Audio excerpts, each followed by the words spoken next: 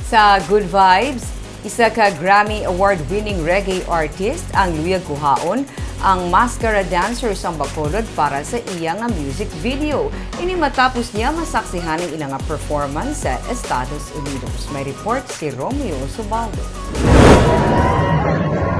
Matapos masaksihan ang colorful performance ng Mascara Dancer sa New York City sa Estados Unidos, ginistorya sa Grammy Award-winning reggae artist nga si Gramps Morgan, si Bacolod City Mayor Abby Benitez nga ginpahibalo nga interesado siya nga idalon sila sa iyang music video.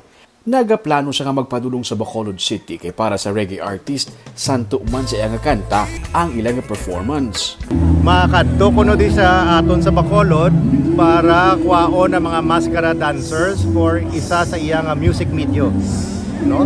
So do nanamian siya sa aton nga performance kag nakita niya daw ang ayan man kuno sa isa niya ka kanta nga himuan niya sa music video upod sa aton nga mga mascara dancers.